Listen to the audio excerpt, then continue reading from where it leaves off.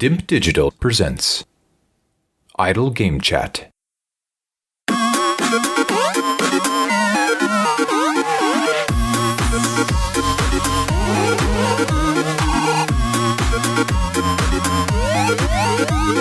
Hello, Apps here from Dimp Digital and welcome to Idle Game Chat. This is the weekly video games podcast where we give our impressions of the video games that you can play today and react to the latest news from the wonderful world of video games. We are here every single Monday on your favourite podcast app and YouTube, absolutely free. We're also now curated on the world's best game site, which is Sifted Games. I'd advise you to head over to sifted.net if you are interested in video games. It truly is a great website to get your gaming news from and get all your bits and pieces curated, and there's a nice community there as well. On this edition, I'm joined by the former Dimp Digital Gaming Quiz champion. It's Pacman himself. It's Tom Adcock. How's it going? Good, mate. Not too bad, thanks. Good, excellent. So we're here sort of as an early AM kickoff for us. Well, it's not early, but some people would consider before 9 early, like Adkins. Even on a work day, I don't think he's getting up before sort of 8:30 and then heading straight out for work. But weekends, you'll be lucky to get in before 10, 11. But we've been both up since 6, sort of preparing. That's what we do. We put in the hours here at Dimp Digital and at Idle Game Chat to make sure that we bring you the best content that we can. We are going to be grilling some games this week, so it's a pure sort of impression session, if you will. We've got Wonder Boy, The Dragon's Trap. No idea what to expect from that. That's a little Adcock edition. Maneater, which is something that I have recently played through. A Way Out, which I have played through when it came out initially, and now Adcock has managed to go through that. And then we're going to give our final impressions of The Last of Us Part 2, completely spoiler-free, very just general stuff, not really going to talk too much specifically about the game, just going to recommend or give our recommendations on whether you should pick that game up if you haven't done so already. So that'll be the very end of the session itself. And before we kick off formally, I've got to let you know that if you enjoy Idle Game Chat, then make sure you tell everyone that we're available on all the podcast apps and YouTube. Totally free. But if you do want to support the show, head over to patreon.com/idle game chat, where you have the opportunity to become one of our very, very special patrons. And there's some cool perks that you can get there, and we'll give you something back in return for that, including potentially some spoiler casts down the road that you'll get early. That's sort of in the works. We'll announce that when we're ready to do that. But if you're guessing what the game might be, it will be The Last of Us Part 2 the next time we do a full-blown spoiler cast, and it will be coming to our patrons first at present. Right, Adcock, Wonder Boy, The Dragon's Trap. Now, I got confused when you first said this game because I was like, what on earth is that? I know what Wonder Boy is, but I have a vague memory of them doing a remake a couple of years back. And then as I was doing my research into the game, I realised that this actually is a remake of Wonder Boy 3 in like the old school chronological order. And they've remade it, and they've gone just with Wonder Boy, The Dragon's Trap, almost as though they're trying to sort of reboot it. Before we get into the current or more present version of Wonder Boy, did you play Wonder Boy back in the day? It's quite an infamous series for those that have been around long enough to remember it. No, is simply put.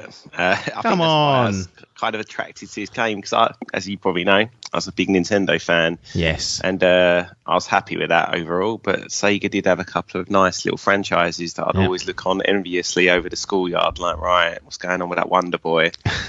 And so like you said, I obviously knew about Wonder Boy. I think I played the first Wonder Boy, and I remember seeing this one, like the box art as a kid, and thinking, yeah, that looks pretty good. I mean, in hindsight, it looked appalling, but that's all we had to go on though back then was the box art, wasn't it? How mad is that? There was no even screenshots on the back of the game. Like when you got to like PlayStation 1 era and N64, like there was like little images on the back, but prior to that, it was like, what's the art of the front box, and then you make a call based on that. If you know internet to look up, just maybe like the odd magazine.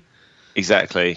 So yeah, no, I've never really played it, but I'd always been interested. And when I saw this remake, in the works. It was the graphical style that really sort of like piqued my interest. I was like, all right, what is this? And to be honest, it's probably, I know now it's pretty much out on everything. I think even like phones and whatnot. Oh yeah. I think I've read that the Switch version has outsold all other versions. Jesus. But I actually bought this, I think, pretty much on release, but it had been in my sort of backlog, sitting there rotting. Yeah. So I actually got it on PlayStation 4. Oh, okay. Do you remember how much it was roughly? I'm assuming it's not a full, 50 UK pounds, 55 UK pounds job. It's going to be a much more sort of cheaper version of a game that you'll see. Yeah, I think as I got it on release, it was just like north of 20, but I think now you're probably looking more 12 to 15. Yeah, fair enough. So, as I said, this is a remake of the third game. Now, I don't know how much lore they had back in the Wonder Boy days, whether they were genuine sequels or just like most games back in the day, sort of in like the late 80s, early 90s, where they're just iterations of the same characters or the same main characters in a different situation. But how do we kick off Wonder Boy, the Dragon's Trap? I mean, what are we looking at here in terms of narrative?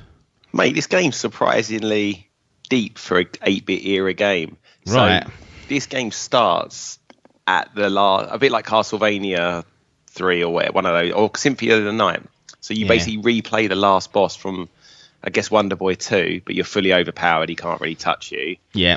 You beat him, as you would before, but this time you get cursed and you get turned into a little lizard fella, and that's how the game starts. Right. So stripped of all your powers. A bit of like a Metroid vibe, you get stripped of all your powers. You're now like stuck as a little lizard running around. Yeah. And you need to get yourself uncursed. Excellent. Well, that sounds like an interesting start. And, we're not talking Last of Us the Part 2 levels, but, for a game of this ilk, you kind of don't expect too much coming out of there. You mentioned that you get stripped of your powers and whatnot. I'm guessing the game sort of lives and dies on its gameplay mechanics. How, if you're describing this to someone who's just never seen or played a Wonder Boy game, or even just this game, not even seen a screenshot of it, how does the game operate when you first sort of get control of your little fella? Yeah, so it's a side scroller, like every game in the 8-bit era pretty much was. So, but think almost like it's like Metroidvania type deal where you've got like a little hub village. Right. And from there, it scrolls left, right, up, down, like your different powers. That you get. Right. So yeah, there's like five levels, I guess. Like you can go anywhere at any time, but you're going to be underpowered or you're going to get blocked by, the terrain. And then as you unlock but each time you beat a boss, you get the option where you get turned into another animal. So from lizard to mouse to hawk to dragony thing. So you got 5 different characters, and then at some point in the game, halfway through, you get the ability to change yourself between those characters. That's pretty cool, actually. And I'm assuming they have different gameplay mechanics like attached to each of those characters. Like, I don't know, the lizard perhaps can jump higher than what the mouse can, or the mouse can get through things that the lizard can't. The mouse can attach to like basically go upside down and stuff, and like there's like bits of the world he can climb over. This is what I mean. The hawk can obviously fly. Dragon can breathe fire. There's there's one that can swim. I forget which one that was now. I feel like it was actually like a sort of merman thing. But yeah, so so basically you at first there's only one sort of path where you won't get absolutely blitzed. You go there. It's kind of like light puzzle solving as well. There are like a lot. This is what I mean when surprisingly deep. It's like a little bit of a narrative for an 8-bit game. There's a lot of like puzzles. Well, not puzzle. I'd say like medium puzzle solving. Like hidden doors, walls. Yeah. There's a lot of like things that aren't particularly clear, especially towards the end. But you need to get a couple of weapons to unlock the last world, and sort of struggled on that for a bit. Like I did manage to sort of bumble my way through, but wasn't really. Again, I was a bit like, right. Well, I guess they were a bit baffling back in the day. Actually. They were obtuse because exactly. They weren't interested in how there was no interest in giving you a game that was easy to complete. Really, it was all about if it's broken, A, you're gonna have to deal with it. There's no patches, and B, we don't want you to really complete this quickly. We want it to be tough. We want it to be hard. Like you go back to play those Mario games now, and they are to do that just natively with no save points is hard. Like without the warp zones, they're really difficult games back then. That's what I mean. And like thinking of like a sort of 7 or 8 year old getting this for Christmas, like God knows where, 1985 or something. like no internet, probably no mates with the same game, sort of really struggling to be like, right, how am I getting through this? Because I don't know what I'm doing. Like it's not. There are bits of it that are pretty difficult. Like the platforming and stuff is relatively simple. Like the enemies obviously scale up, and you need to kind of keep up with that with purchasing art. Like this is the thing, you can like purchase armor, like weapons. There's magic, all those kind of classic unlocks. So they're all there and kicks off. Yeah, I mean, you got any other questions that you want to ask? Or? Only, a couple of things. Like, in terms of, you mentioned that you can go anywhere you want from the start, and then you might go down, quote unquote, the wrong path initially. Was there any frustrations with going through that process? Like, you go somewhere, maybe you get a quarter of the way through, or even half the way through, and then you hit an obstacle, and you're like, oh fuck, I've got to go all the way back now and do something else. Is that ever... Would you trade that off for a more linear sort of structure where it's like an old Zelda game with the dungeons, and you go to the dungeon, you get X, then you can go to the dungeon and you get Y and can progress that way? No, I mean, obviously it did happen, but it's quite like, it's a compact little world, really. Yeah. So even when you kind of wander off, you're really only ever like 2 or 3 minutes away from where you need to be. And even if you do get stuck, there's like warps to get you back to the hub world again. And you can almost tell immediately that you're kind of underpowered or you're not meant to be going that way. There's always more than one place you can go. Yes. And I think what they've done is, I'll go into the art style and stuff in a minute, but so what they've done is they've actually then added in like a whole nother area for each of the characters. So you can, it's almost like story, and then each one's got a side quest, basically. Right, yeah. It wasn't in the original. So often you'll find these, and these areas are much harder than like the vanilla game. So you always sort of know you've kind of wandered into the wrong place when you're knocking around one of them. But it's up to you. I've done a couple of them, and they just give you better weapon upgrades and whatnot, and extra heart containers like Zelda. Yeah. But the actual game. So I don't know if you've seen the graphic. I mean, it's an 8-bit Sega Master System game, the original. It looks pretty poor, to be honest. Mate, 89. Can't give it slagging off for that. Was that the year it came out? Yeah. Right. Well, it looks like it. But they've done this, I think it's a French studio, and I did have a look at their games. I think they kind of specialise in these kind of... I'm just looking now. It looks really nice, actually. Mate, it's beautiful. Yeah. One fella done it, apparently. Hand-drawn art animation. I don't really know what to describe it like, but I guess it is that hand-drawn, cartoony.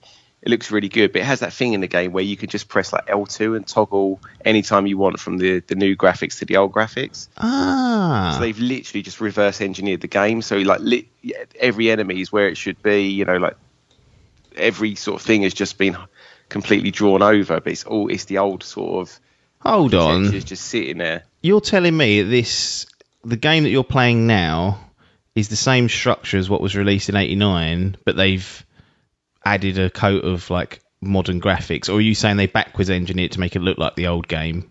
No, as far as I know, like the actual architecture of the game is still there. Wow. Like I said, like anytime you want, you just toggle. And That's fucking Zelda getting all the credit, and this is going on. I know, mate. It actually, that's what I mean. Like, so, like every enemy is exactly where it is. Like, hit detection's the same. And I did think that a couple of times because I was like, I'd play it in the old one. I'd be like, it is exactly the same. Like, oh my, I'm just reading up. Yeah, the mechanics work. Gameplay reverse engineered from the original Master System code, featuring brand new hand-drawn graphics and musical rearrangements. Wow. Yeah, and the music, basically the graphics and the music are both really nice in this. That's such a cool idea. I would just say if you've got yourself, I'd say Switch is the ideal console for this. But little like platformer, a bit of puzzle solving. I was like pleasantly, so I had this sitting there for years actually, probably 2 years. I had it in my pile, and when I finally cracked on with it, I was like, do you know what? This is actually a pretty good game. Yeah, I might have a look at this, to be honest, because we've both finished The Last of Us Part 2. And I'm in that mode where once I've played a game that I really enjoyed, I don't really want to play anything else for a while. Like, I find it really hard to get motivated to play stuff. These sort of games, though, are excellent distractions because I'm sort of waiting for Ghosts of Tsushima to come out in July, sort of next month. And and I don't really want to start anything else. I just feel like I'm going to be playing that, thinking about The Last of Us still, where something like this could be a nice distraction for a week or so. Exactly. I mean, to be honest, mate, yeah, you could literally do like get through one of the worlds like each night, really. I mean, if you know what you're doing, it's one of those games, as it is a Master System game, it can probably be bashed out in under an hour. But yeah, first time it took me like probably more like 4 or 5 hours, really. It was actually struggled quite a bit in some bits. Good. Does it retain? I'm assuming they've made enhancements for like how you get to like changing your weapons and bits like that. And also, one thing that back in the day was always difficult with most games was the saving, the absence of checkpointing, for example. Do they add these sort of, life enhancements to the game so that a modern player won't be like, oh, I ain't starting the whole fucking game again? Yeah, obviously, having not played the game, I didn't know, but I did read it, and exactly, they've made those little quality of life improvements. So, bizarrely, obviously, it does save, auto-save every time you get like any sort of key upgrade or, whatever, like beat a boss or get a new transformation. But you can still put in the same, because obviously you can toggle. Yes. So, there's like a church in the main town, so you can go in, like it really does just auto save anyway. If you want to do like a manual save, you go into the church, save. If you toggle back to the old graphics, you go into the church and there's your like 72 character upper lowercase numbers special characters password that needs to be put in. Oh, nice. So they've retained, why anyone would want that, I don't know. And then exactly what you said earlier, it's got all the little like easy weapon switching and things that just takes advantage of the extra buttons today's controllers have. Excellent. Is the control all right? Like the control's still pretty solid, considering it's based on a game code that was. Yeah. It's almost what's that? How many decades is that? 3 decades old. Yeah, so it's good. It's not, like how Mario is just like, or like those old 8-bit Marios are just like flawless still today. Yeah. This is a bit slower and a little bit more. How would I say? It's like jumping's a bit more like loose, if you know what I mean. Yeah. So it just doesn't. Yeah, the bottom line is it just doesn't play as well as those Mario games. No. Old. But yeah, mate, it's for a game that's probably pushing 35 years or something. It's surprisingly competent, and it's such a, because I don't know how many people have played this. I don't know how many people have played this remake, but it really does bring a game that many people wouldn't play. It makes it, look bang up to date, and it just shows it is still a really, well playing game. Yeah. Wow. That's. I was expecting this to be like a short segment, in all honesty. Like, I was thinking, fuck it, what's Wonder Boy the Dragon's Trap really going to offer? But the more you kind of started speaking about it, the more I was interested, and it's run into a reasonably decent segment of its own. Any other bits and pieces or any other side bits you want to mention about the game, and then we'll get into any thumbs up that it sounds like it's going to get at least one at this rate. Yeah, no, I think that's about it, really. I would just say if you can find it for that sort of like £12 mark, I would definitely get it. I'd recommend it on Switch, but it was absolutely fine on PlayStation as well. Just feels like you're wasting the PS4, doesn't it? Like, imagine getting like the PS5 day one and then booting this up and being like the real power of next gen. It's just that perception. Exactly, mate, exactly. My nephew said it once. He saw me, he goes, 65-inch TV, like 4K HDR. He goes, I see you playing Tetris. He's like, what you do with your life? And I was like, right. Looks bloody nice, though. Bloody nice looking. Well, Tetris. yeah, and it also doesn't make my PlayStation sound like it's going to fucking go to Mars. It's God. Yeah, that better be sort. I wonder whether the size of the PS5 is just to help with ventilation and that noise. I'm hoping so. You can correct it by opening the bastard up and then putting like new thermal paste somewhere. Dave Salmon's done it, and it made his a bit quieter. And Adkins has been getting really annoyed with the noise that his makes, and he was tempted to do it before The Last of Us, but he didn't. It's one of those things where you don't really want to do it in case you break it, I guess. Yeah, imagine that. Right, it's just in the middle of a game. We're about to start one of your favourite games potentially, but interesting. So, Wonder Boy: The Dragon's Trap. Are we going to give it thumbs up, thumbs down? As you thumbs said, mate, middle? one thumb up. It's a decent little platforming adventure game from the 8-bit era, bang up to date by those French bastards. Done a nice job here. Excellent. Well, I'm interested in that. I mean, I know I've got games that are already in my library that are like a Celeste, for example, that might be good to fill this little gap until Ghost of Tsushima arrives. But 100%, if I see this on offer on that Switch, I'm just going to get it because it sounds like a really intriguing little game. I'm going to move on to Maneater, which I played. So I will sort of hand over the duty of questions and intrigue over to you. So I'll let you sort of start if you've got any initial queries or questions around Maneater. Yeah, well, I knew this game was coming. I didn't know it actually got the full release, though, actually. And I'm a reasonably big shark fan, but then I met you, and sort of, you actually sort of make me hate sharks and Jaws and whatnot, because you fucking love this shit. So I love them, yeah. Even if this game was absolute toot, it was getting a big playthrough from you. So it's getting 10 out of 10 regardless, because it's got sharks in it, yeah. I know broad strokes, like what this is. I saw a trailer, so it's like open world. Is it?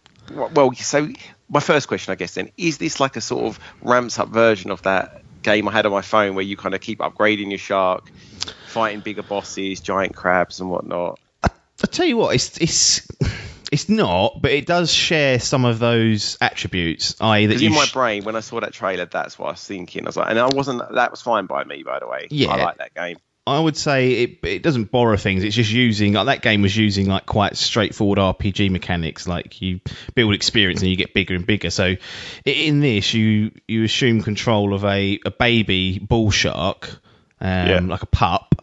And as you progress through eating things, through completing quests and bits and pieces, yes, there are quests for these sharks, you will gain experience and you will grow throughout the game. So by the end of the game, you're obviously much bigger than where you were when you started. And it has some really kind of like traditional role-playing elements in there. This is, all right, so one thing, I'm a big fan of sharks. We all love sharks. So if you don't like sharks, you need to sort yourself out.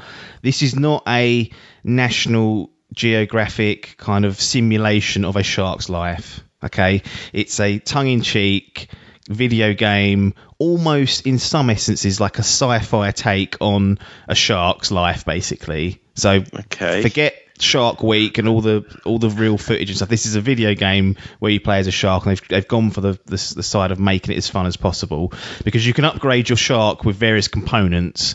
Like, you can unlock, for example, like bone components, which change the look of your shark. So you might change the jaw of your shark to a bone component, and his teeth will be like a bit more like thicker and whatnot. But what that does in the gameplay is it increases your like brute force, your brute power, things like that. And then when I was talking about the sci-fi stuff, there's another upgrade sort of set of, it's almost like armor. Imagine this stuff as armor. It changes your look, changes your stats.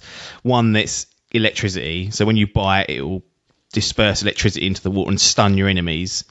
There's a poison one. So there's all these different kind of, there's about 4 or 5 maybe of these different sets that you can accumulate and get from carrying out various different quests and bits and pieces in the game. It's much more like, and don't you lose your shit when I say it, it's much more like a GTA version of a shark game than it is whatever that game was called. I can't remember what.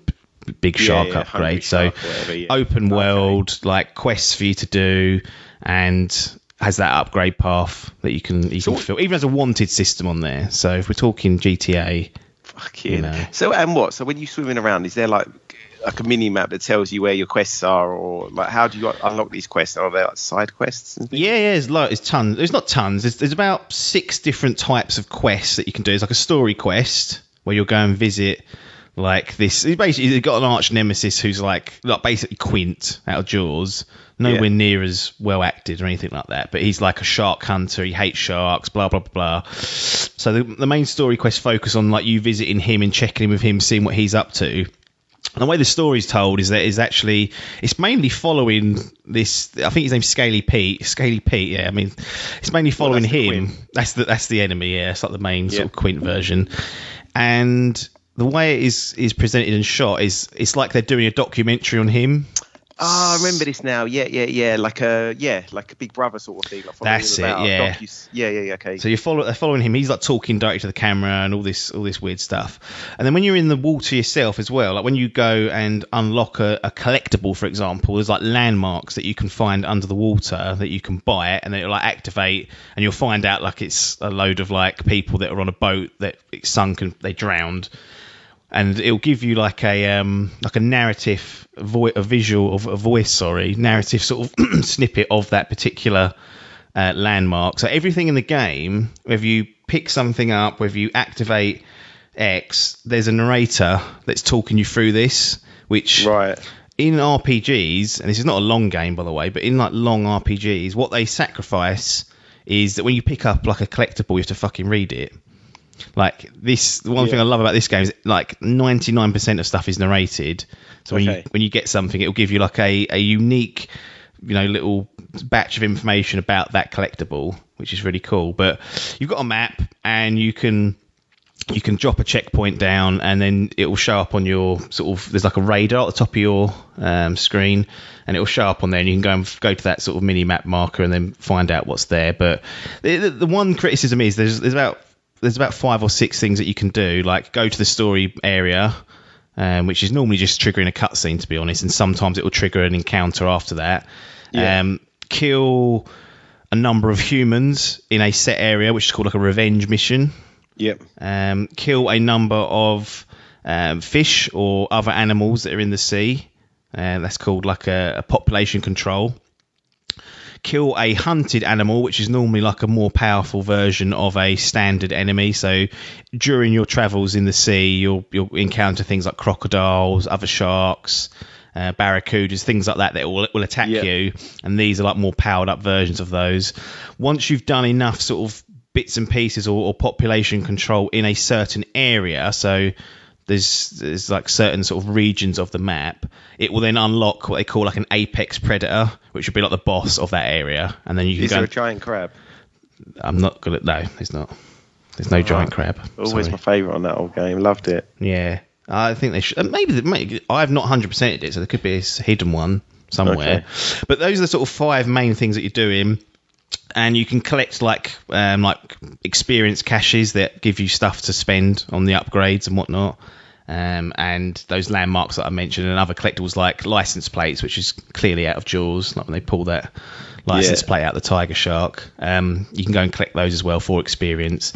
And then, like I said, you've got the armor sets that you can apply. You've got other little upgrades that you can add, like to your organs, like you can add like extra health and things like that. And then you can upgrade those items in your in your shark to make them a more powerful version of said item. Okay, and what's like? Because I'm trying to imagine this now. What is the combat like? Do you like lock onto an enemy and then? Yeah, it's a little bit loose. Like you kind of swim up to something, and then like an icon will appear. It's basically indicating that you can bite it. Yeah. If it's small enough and you hold the right trigger, you have to start bite. You can grab it. And then you can hold it, and then when you grab it, you can you have to swing the right stick, and you can shake it, and that will decrease its health. Right. And I think LB or L, whatever they would call it on the other controllers, is a tail whip.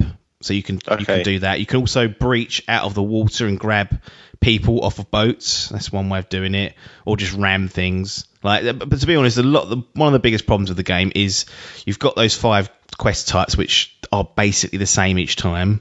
Yeah. So you are doing the same thing over and over again. And then the combat is a little bit loose and all over the place. Like sometimes I didn't really know what I was doing, and I was getting away with it.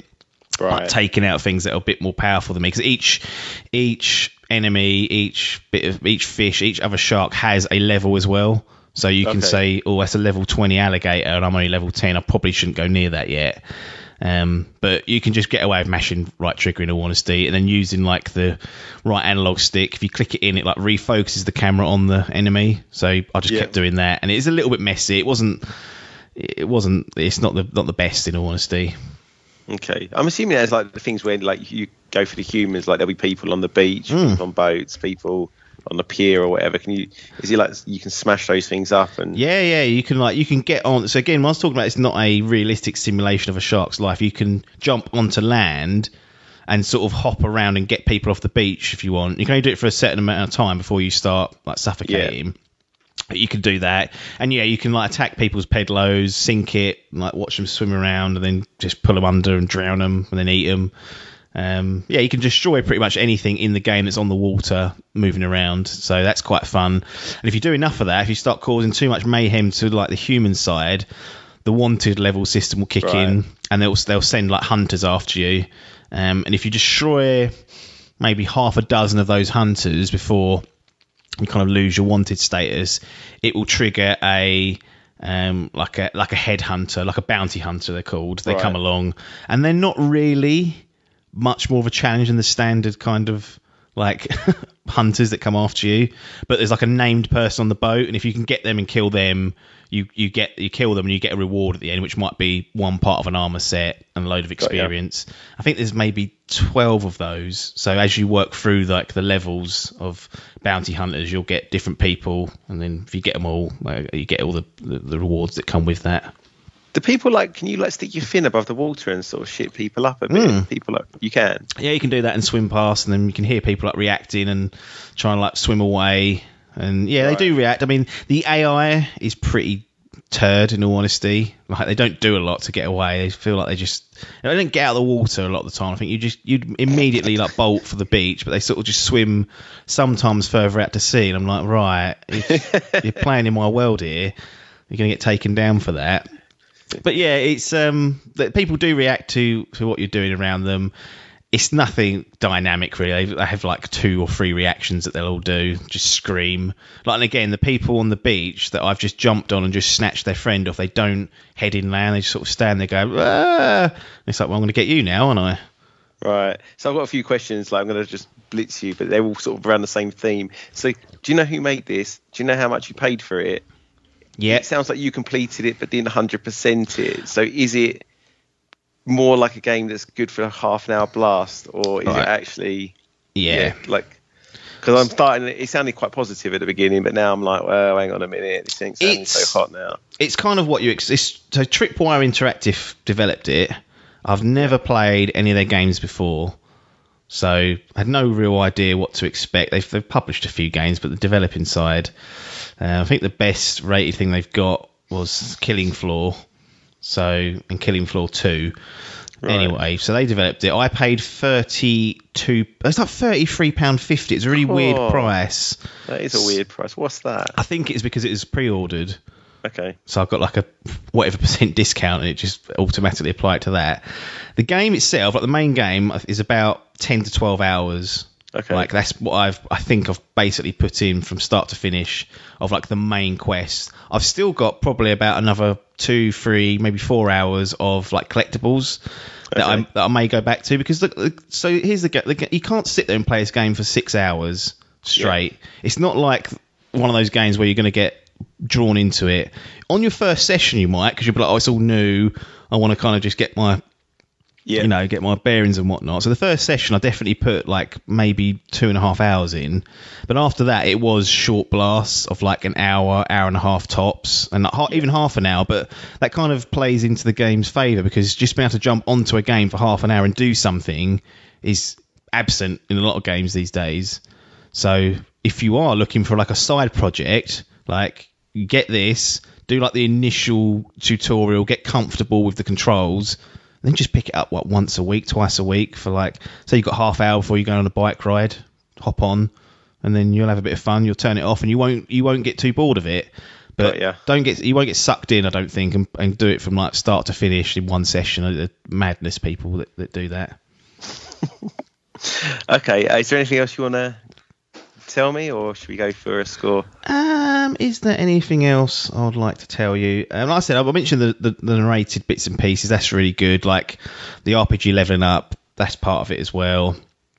Different unlocks we've done. It's a little bit Metroidvania in that there's underwater tunnels that you can only unlock once you've got to a certain size. So you can go back. That's made 100% in stuff, to be honest. You go back and get the hidden cache that's in there, but you will get to a certain size. It'll be you'll get to one grate, and it'll be you can't open this until you're an adult, for example. Got ya. And then you can is go it back like, and I'm assuming you're around like one town, like a fake, whatever the town in Jaws is, Amity, yeah. Island or whatever, yeah. Yeah, you're is in it like that? Yeah, so you're in like a big, almost like resort, I guess. I can't remember what the place is called, but it's basically the way the map's segregated is there's about 5 or 6 different zones that all have like a different theme. Like, because you're a bull shark go on. That was what I was going to ask you, actually. Is there like a sort of frozen bit of the world and stuff? But is it more like just like what resides in those areas? Is there an underwater like kingdom, like glass tunnels? No, not really. Oh, for fuck's sake. Basically, it's all like a lot of the game is focused around, because you notice just how much shit people put in the sea these days. Like, I think a lot of what the game's trying to present is that the ocean's filthy with what humans have done to it, and they kind of play into that a little bit with some of the narration bits and pieces. It's really subtle, but it's more shown in the game. Like, every area you go to is just full of shit in the water.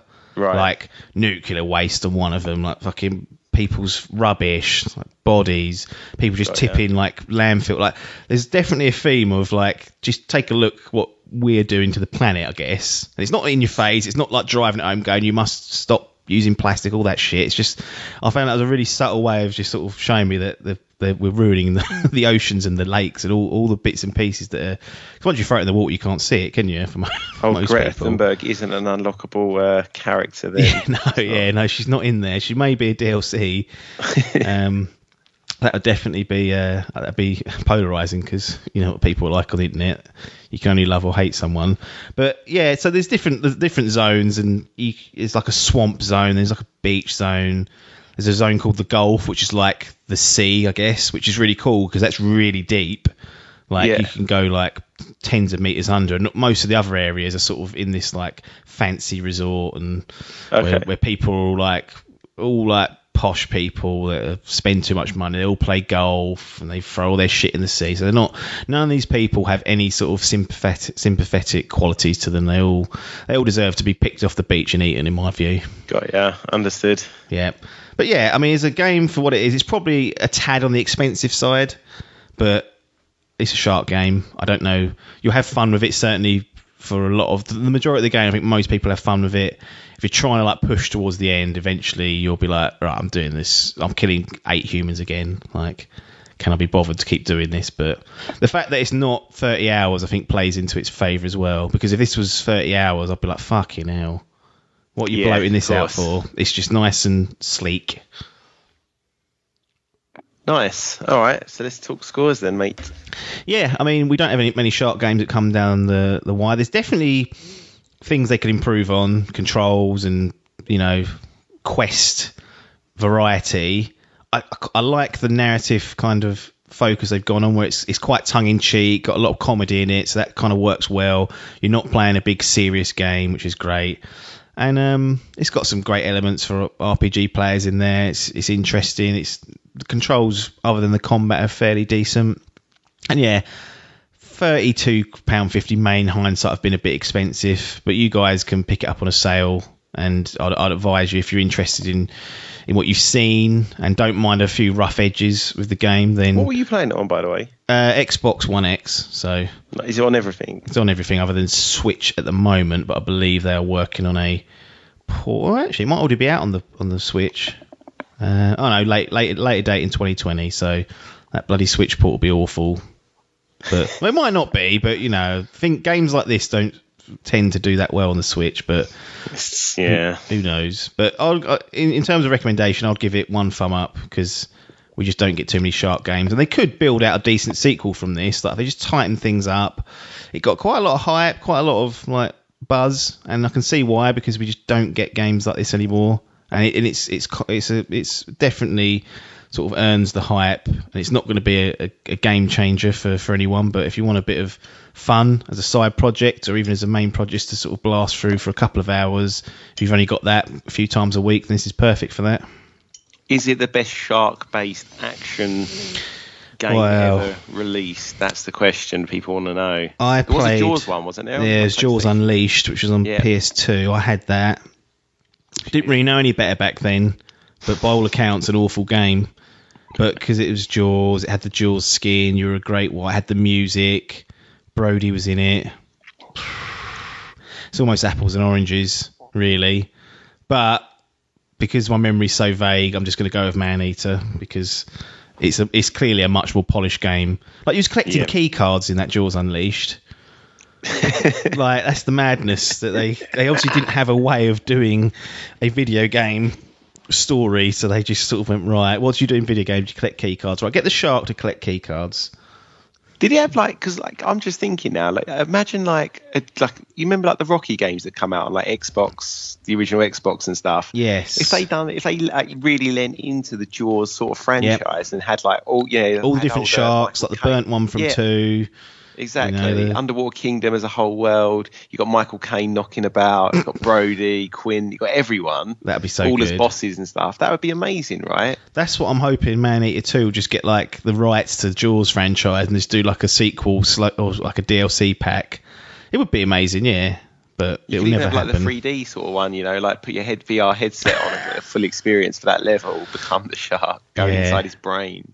There's loads of stuff they could do. I mean, they're inherently difficult games to do because, I guess, from a story perspective, how do you even make a story where you're the shark and give you the shark's perspective? Whereas what they've done here is quite clever in the fact that they're following your enemy, and when you're doing stuff in the world, it's being narrated as though it's a documentary, which is kind of cool. So, yeah, definitely hoping to see a few more shark games in the future now, but I'm not going to hold my breath that they're going to be much good. Pun intended. Very, very difficult. Yeah, I agree. They are probably difficult to do, but also something inherently fun about playing as a shark. I don't know why. Just I'm up for this. After giving it a go, if it goes down price, maybe to sort of 18, I'll jump on this. It'll be there soon. By the end of the summer, it'll be there. So I'll send out a little reminder if I see it. Sweet. Probably comes to Game Pass actually in the next 12 months. It's one of those. It's got to be one of those games in line for that. After it's had its initial run, why not? Everything comes to Game Pass eventually. But we're going to move on. A Way Out. Co-op only. No other way of playing this game. Split screen only as well, isn't it? Is the whole game split screened? Yeah, even online. Well, I imagine so. Yeah, because it was online. Yes, it must be then if you're playing together. So, how did you get wind of this game, and why does it take? If you got wind of it early doors when it was initial release window, how's it taken 2 years to get hold of it and start playing? Was it just finding a person to play with, or was it something that only came to recently? I think I knew that. Obviously, I heard your review of this, and I knew you'd played it. But obviously, knowing you played it, I was like, right, who am I going to play that with? So I'd have gone through it again with you. Well, I didn't know that, did I? Wow. So, anyway, another mate actually had it. He hadn't played his Xbox in years, and then got furloughed, so was looking for games to play. And he was like, right, got this Way Out. And I was a pretty big fan of the Prison Break series. Oh, yes, of course. 1 and 2, perhaps. After that really fell off a cliff. How many did they do in the end of Prison Break? Do you know what? I swear someone sent me a... Is it 5? Because I forget now, because they had little mini movies and stuff. And they've done a recent one. Do you remember they did it again 3 years ago or something? Yeah, so they so Prison Break 6 apparently. Oh, God. Has been teased, I think. But I think there's definitely 4 full series. Then I feel like there's a little mini movie. Then I feel like there's another 6 episode run, which I haven't seen. I mean, that show is That's everything absurd. that was.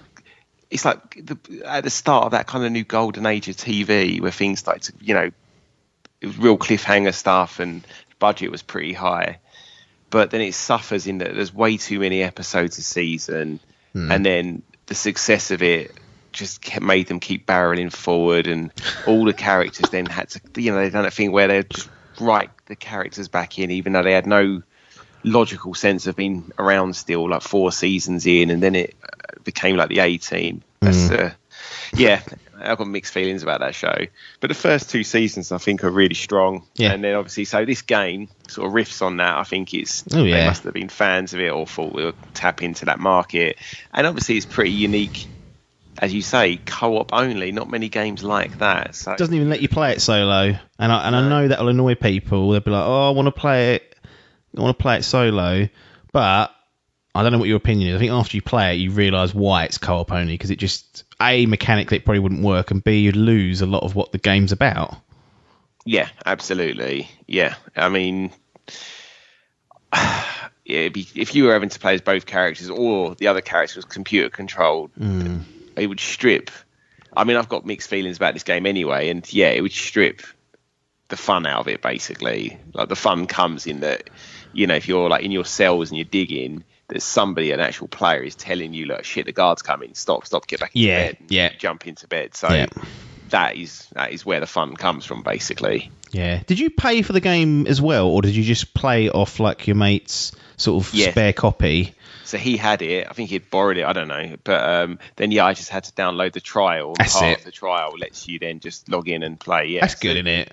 How good really is that? Good. For a co-op only game, they've sacrificed potentially a percentage of sales there to make sure that you haven't got to be both financially penalised to play the game. I think that's a really good method of doing it. Yeah, I mean, it's the fairest way. But then it wasn't like that.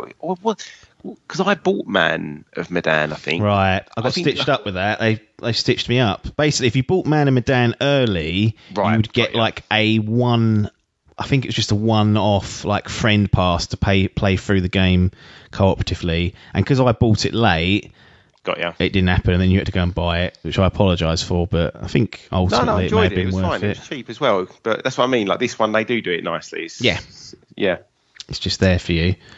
But so go on then. Like, it's a hard one, because sometimes I feel like the co-op only games do rely on the partner in crime that you've got. Like, they can, I'm not going to say make the experience, but I've had experiences co-op wise where they've ruined, not intentionally, but it felt like they've sort of spoilt the experience slightly for me, even from talking or whatnot. But without naming any names or shaming anyone, did you have a good experience with your partner in crime for A Way Out? Yeah, it was fun. I think we definitely enjoyed. So, I mean, I won't go into any spoilers, but basically, it almost follows the Prison Break theme. Obviously, at one point, you do manage to break out of prison. Yeah, most people think the game's just about the prison part. It's not. Yeah, it's very short. And that, to be honest, that was my problem with it initially. Is that you kind of get out of prison way earlier than I was expecting. Because I know from the trailer it does show you on the run and stuff. That's why I don't think it's a spoiler. Yeah. But I figured that would be like late game. It's not. You're out of prison pretty quick. Like end of Act 1 pretty much, isn't it? It's like you're out and about. Exactly.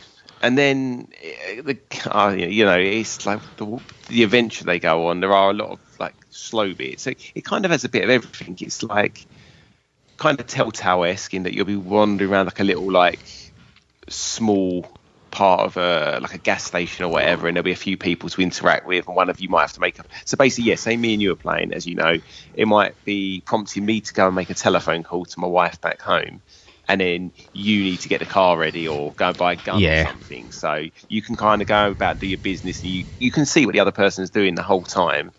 And then like more, then that same kind of scenario, but with puzzles. So you'll be in prison, like I said earlier, and there'll be a guard walking while you're digging for your cell, or you'll have to steal something from the wood shop, and same thing, you'll have to like get distract a guard to get something metal through a metal detector. So there's some kind of cool things, and it works.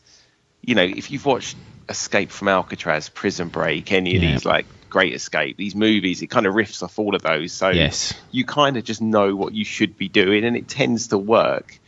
There'll be like little like fight scenes as well. You get into a scrap in the prison yard and that, and it. So like, basically, when it's fun, it is a fun game. I mean, mechanically, it's probably a bit clunky. It's much more of a narrative game, isn't it? Than what people might expect. There is action in it, but you're primarily kind of just either puzzle solving or ingesting the story and the relationship between Vincent and is it Leo, the other guy? Yeah, that's it. Yeah, and I think that's one thing to point out, is that it's more in line with a narrative type game, like a Telltale almost, than like a straight up sort of third person action or shooting game. You're just not going to get that here. Yeah, it's as if Life is Strange had bolted on sort of little action bits, and so those bits then kind of tend to not, like there's bits where you're driving a car, and GTA it's not like it really isn't like fun or or like smooth. It's like a right old clunker. Yeah. You just like, and I mean, it's quite forgiving, I guess. Like, most things only take you 1 or 2 goes, and you'll sort of bumble your way through. But yes, I think I played it with someone who like was on the same wavelength as me. Like, we watched all the story. He wasn't interrupting or anything, and probably similar level of poorness at actually playing games. So if one of us struggled, we'd both be struggling. So that was all fine.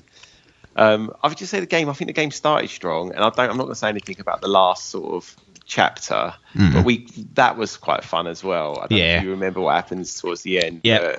Yeah. So basically we really enjoyed like the prison and then the prison break and the escape, but then it kind of goes into more like about reconnecting with your family and those classic kind of tropes. And that bit was all a bit slow for me, so I was a bit like, right, at one point at sort of 3/4 through, I was a bit like, am I enjoying this? Sort of bookended by 2 decent bits, I guess. Yeah, and then it picks up again in that last bit. I was like, right, didn't see that coming, this is now fun again. Yeah, and I mean, it's short, isn't it? I think, I can't remember, but I feel like it's probably 7 hours. Yeah, it's not a long game. It's not a long game. No, and again, I'd say you could probably, as a Dimp, we're kind of always reviewing games that are about 3 years behind. You can probably pick this up for next to nothing. It's just, I guess it's just finding someone else who actually wants to play it. Yes, but as long as you can carve out a bit of time, and it doesn't take a long time, I would say overall this game's probably worth I don't know how much it retailed for at first, because again, it is like that Man of a Dan sort of levels of time. Yeah. And it kind of, it looks all right, doesn't it? I don't know who made it, but it's a bit... 25 UK pounds it originally went for. That's fair enough. Split between 2 of you if you wanted to do it that way. It's a bargain, really. Yeah, that is a bargain. That is very true. It's done by Hazelight Studios, who EA publish it, but the developer's Hazelight. I don't know if you remember, it's a chap named Joseph Ferris who... At the Game Awards... What game was he done the game before this? It was really well... Brothers: A Tale of Two Sons. That's it, yeah. I haven't played that, but I think it was well received, wasn't it? He's quite infamous over his rant at about the Oscars at the Game Awards, where he tells the Oscars are shit and tells them to fuck off. Did he get pissed up or something? Yeah, he looked like he was. I don't think he is. I don't think he was. I think he's just like that. But That's it. He goes on a massive rant, and his brother's in this, who's called Ferris, who's been in a lot of actual sort of television and whatnot. So he's been in Westworld. The sort of thing I've seen him most recently in. But yeah, so Hazelight Studios did this one, and he's a bit of an eccentric one, old Joseph. New Kojima, some are saying. Western Kojima. Yeah, that's what they're saying. Okay, cool. Yeah. So, I mean, because it's got like a kind of... It's got brought ideas wise, it's got quite a good scope to it, but then it's kind of not really got that AAA shine about it. Like some of the environments, the graphics, the way it moves, the driving particularly was pretty clunky. Yeah. Like it kind of needs that polish on it just to get, really sort of elevate it. Is that because it's trying to do a narrative style game where the fidelity sometimes does matter because they're doing a lot of environmental stuff here? Or is it just that because it's a smaller budget game that it will suffer regardless of what type of game it is? I don't know if it was a smaller budget, but it felt smaller budget to me. Well, the way I look at it is if it's going for £25 UK pounds to start with... That's a good point, yeah. I don't know whether that changes expectations or should do, or whether it's because of the type of game it is, it kind of needed a bit more guts about it to tell the story better or to make you feel a bit more immersed. Yeah, I mean, I think it does a competent job with the story. I just don't know if the story's that, it really, a bit like your Maneater. Mate, don't slag it off now. Mate. I'll give it 2 thumbs up if you're going to go down that route. But do you know what I mean? I feel like they're both they are comparable in that they clearly, there's a source material they're sort of drawing from. And then you've got check boxes in both those genres to be digging out a cell, check. Eating a human, check. Reconnecting with your loved ones, check. And they're both definitely a level off a top developer, but they're priced accordingly. So yeah, exactly. It's one of those things. Yeah, I mean, I don't know how it was a while ago you played this. I don't know how well this is stuck in your mind. I really enjoyed it. I played it with Logan. I think we streamed it. Anyway, yeah, we did. And yeah, it has shortcomings, definitely. I think you've mentioned a few of them, and like, yeah, the general feel of the game when you actually get your hands on the controller, it's a bit like, ugh, it's not the best. But I really just appreciated the unique style of the game, i.e. that it's co-op, it's split screen all the time, and you have to kind of work together throughout the game. And yes, I think you're right, the narrative just kind of borrows tropes from TV films, like a lot of games do, and doesn't come up with anything majorly unique, for the majority of the game. But I just enjoyed the fact that it was bold enough to do something a bit different, and wasn't ever going to make Game of the Year, but I think I actually might have put it down as my biggest surprise for the year, like pleasantly surprised that it existed and that it wasn't a complete train wreck. Yeah, I mean, I like these types of games. Like, I've played obviously a couple with you, like these co-op games, and now this. And then obviously I do love like Prison Break movies and TV shows. So I'd like to see something else in this world. I feel like I'd like something a bit more open world with like, a few different ways of escape rather than. To be honest, this is your bag though, isn't it? These like narrative heavy, like, I don't know what you'd call them. It's not really a walking sim, but like the Life is Strange, like the Telltale games and whatnot. Whereas I sort of like a bit more action, I guess. I don't know, like more doing this. Definitely plays more into the adventure genre than it does the action genre. Yeah, right. Agreed. What would you give it as a final verdict in terms of thumbs up, down, or in the middle for I think way I'd out? give it 2 thumbs in the middle. It was completely like passable, neutral. Again, fence sitting, isn't he? Is he fence sitting, Alan? Yeah, he said yeah. He said yeah. If you're between like those AAA games, again, you get yourself 7 or 8 hours to kill and a mate to play with. It'd be worth picking up. Or if someone says to you, like I did, got this game, do you fancy giving it a bash? Yeah, absolutely, give it a go. You're not going to hate it for sure. And I think, like you said, you're either going to be like me, where you're going to be like, that's all right, or you're going to be pleasantly surprised and enjoy it like you did. Yeah, no, agreed. Well, that's A Way Out. That's got its little sort of modern day spin and impressions and then verdict on it. We are going to briefly discuss, try and be brief about The Last of Us Part 2 and give our sort of final impressions, our thumbs up, our thumbs down, our thumbs in the middle for The Last of Us Part 2.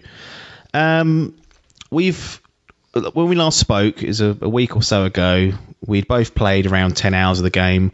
We discussed kind of as in depth as we felt comfortable doing for those 10 hours on last week's podcast. So I don't want to rehash any old ground. Like I said, spoiler cast is incoming, but this is a big game, and we've both managed to get through it because we've had a bit more time. But other members of the Dimp community and the Idle Game Chat staff, I want to get them to get through it, and then we can try and do like a fully fledged, like give it its due and do it a full spoiler cast. But we've had time to digest this for a little bit. Both finished it, I believe, on Tuesday/Wednesday.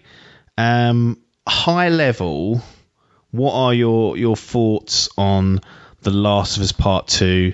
And I want to focus more of it like as a sequel to the first one, because I think that's where we can make some really general, non-spoilerific comparisons, or at least verdicts, and give people an idea of what they're getting in for when they eventually purchase it, if they decide to. It's a bloody good game, isn't it? Yeah. It is. Yeah, you could just end it at that. The podcast could just be ended at that. I think, gameplay wise, I feel like everything they've done is enough. I haven't played The Last of Us 1 now for probably 4 years or so, but I probably wouldn't want to go back now with these mechanical improvements, like gameplay improvements, because Ellie is a lot more agile. She's got a lot more Joel's an old fuck, isn't he, compared to her? He's really breaking down, sort of slow. No wonder he got in so many scrapes. Jesus, he can't even lay down. Yeah, exactly, can't go prone. Yeah.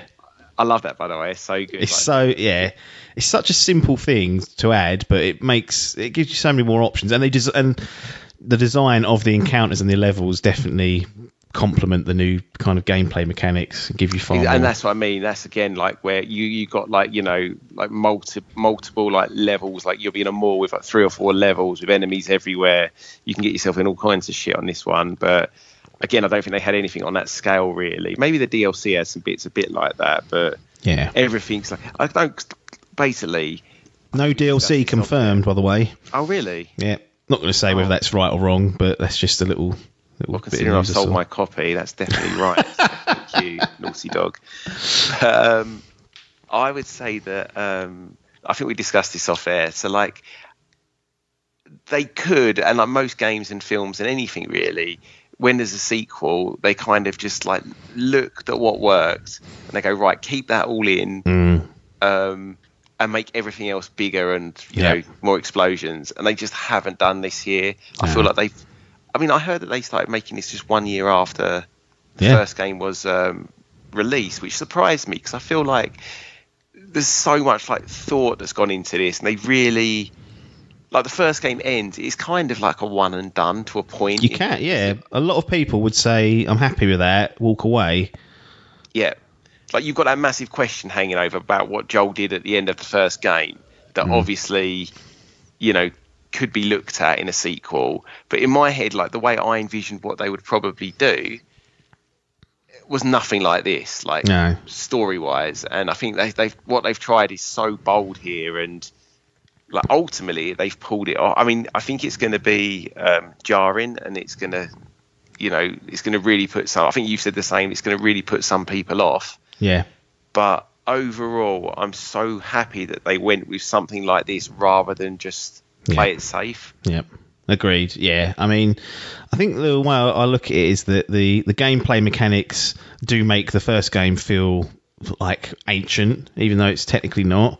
So I don't know if that's a damning indictment on the first game being a bit behind the times, potentially in the gameplay sense, or whether this is really kind of knocked out the park. It feels that they've definitely evolved that side of things. Which, if you're playing moment to moment, you're gonna appreciate all the changes they've made on the gameplay front and just expanded it as well. They've not just added new mechanics; they've expanded and made things bigger for you, so that you as a player have more options and more opportunity to impose your will on the encounters. And the narrative side of things, I feel like the first game was like maybe like, I'm not going to say movie quality because people are like, well, it's not as good as that, and it's like, well, I know they're not, but just for the sake of easy comparisons, like movie level quality narrative, let's just call it that, like really good. Like you said, like it's a pretty, like the story itself, actually, if you think of it, it's, you know, the relationship between those two, Joel starting to sort of revert back to having a normal human feelings and whatnot. Like it's something you could put into a movie, I feel like. This, the Last of Us Part 2 is like television levels of narrative. Like it feels like 2 really good seasons, maybe 3 seasons of good television packed into like a 25 to 30 hour game, and the quality is just on another level. I've been saying for years now that TV is far outpaced movies in terms of the storytelling and the narrative, simply because you spend more time with the characters. And with video games, that's also true. Like these games are far longer than any standard movie and more akin to a television show. And this is the first game I've played that's really got close to that level, or at least kind of branched out and said, look, this is how the storytelling video games should work for a game of this length and this sort of depth. So really, you know what, it's a really good analogy, actually. It's spot on. Yeah. Because here you've got all the little, like, I'm not going to say anything about how the narrative works, but yeah, there's so much there for you to unpack and unpick through the files, notes, diary entries that tie everything together like a really sort of good season of TV. Yeah. Like almost like you can play the game without doing that and you'll still have an absolute blast. But then if you really want to sort of, I feel like this game really warrants a second playthrough. Once you know, like watching a sort of complicated film or whatever, when you know what's actually happening big picture, you can then concentrate on those little bits of dialogue that you've kind of not picked up on first time round, and you'll get so much more out of it. Yeah, absolutely. Like I feel like this really does going back to your point about it being bold and being a sequel rather than an extension of the first game, which a lot of sequels do, especially in the gaming side of things, because you've got all the core mechanics now down. Yeah, absolutely. Whereas this kind of benefits from the fact that this was first developed on PS3, the original, which had X amount of power, and now we're seeing at the tail end of the PS4 what that can do. So the mechanical side of things, they certainly can enhance and have taken full advantage of that. So that's an advantage of it being, one generation for one, another generation for another. But story-wise, like you said, it could have been by the numbers and, to try and keep everyone happy. But I really feel like they challenge you as a player. Like it's a challenge to accept and appreciate. You don't have to appreciate what they've done. Like, I think there's stuff that happens in the game that I don't agree with, but that's good storytelling in that it makes sense. Like I might not like what happens in X game or X film or TV show, but as long as if it makes sense in the world that they've built, I can appreciate it still. I think that's where people will have problems with the games, that they're not ready to be challenged either on what happens or the type of people that you encounter. And I felt like this has made me appreciate storytelling much better and give me an appreciation for doing stuff that is outside of the comfort zone of people, and giving you an opportunity as a person to say, yep, okay, not happy potentially, but completely understand why, and it makes sense. And actually, looking back at it, it's great what they've done with it.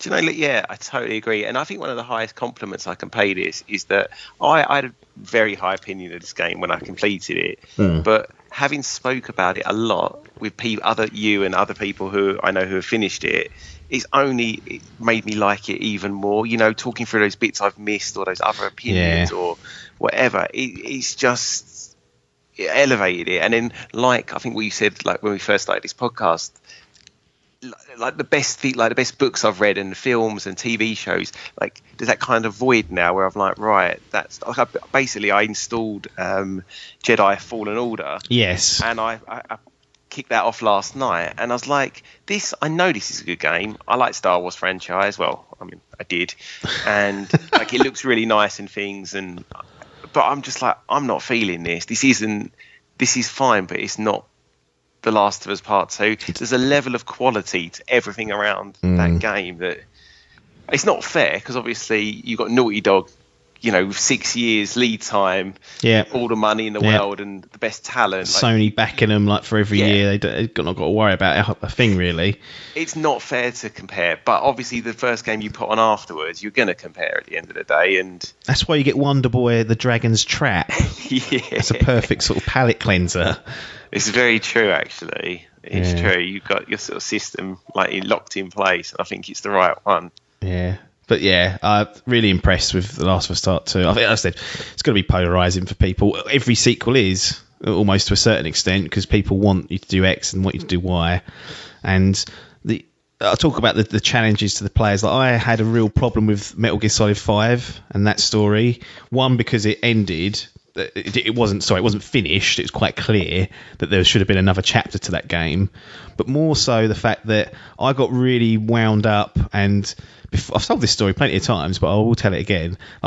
Before the game came out, I was so hyped up for it because it was my favourite series, all this stuff, and I was thinking, right, they're going to complete the saga, they're going to end it, it's going to tie nicely into even Metal Gear from the NES, and it's going to be like a good transition, it's all going to make sense, Snake's going to do this, Boss is all the characters going to do X, Y, and Z, and it absolutely didn't play out like that. One, it didn't finish, which was the big point of it. But two, what I thought was going to happen or what I wanted to happen didn't happen. And rather than accept that that's how it should be, I was like, that's garbage. To be honest, I was really bitter, twisted up about it, and I think The Last of Us Part 2 has kind of made me take stead that actually it's okay for things not to go how you want them to go, because I don't own the characters, I don't own the story, I don't write the story, but just to enjoy what's been presented in front of you. And if it's executed well, I think that's another point that perhaps Metal Gear didn't execute whatever they were trying to do well. But if you do it well, like you have done in The Last of Us Part 2,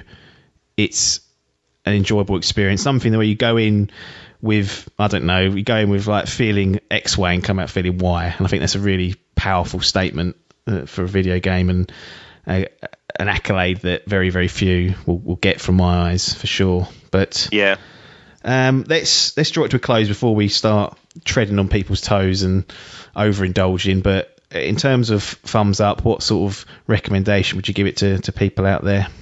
Yeah, it's 1 and 2 thumbs up for me. Can't be any other way. No, it's the easiest 2 thumbs up of the year for me. Oh yeah, 100%. Like 100%. Got no qualms in recommending it at that level. It really is a fantastic video game from all aspects. And looking forward to getting the other boys' opinions when they finally finish it, and then looking forward to sharing those with you on our aforementioned spoiler cast, which will be coming at some point in the future. But I think we're going to close this session down. There's 4 games grilled, all of varying quality, all of varying price, and we've probably ended it on the best game, wouldn't you agree? 100%. Good. Right, we'll shut this down for this week, and we'll see you next Monday with whatever we've got in store. Probably something from the archive, actually. We've actually recorded several grilling sessions that we haven't been able to, share with you, because we had the PS5 reveal, we had The Last of Us coming out, and then we had The Last of Us sort of final impressions we wanted to do, plus the other games. So we'll see. It's a bit of a variety podcast in the gaming space, but you guys enjoy it. So head over to patreon.com/idle game chat if you want to learn more on how to support us, but nothing more for us to say apart from thanks for your time and ta-da.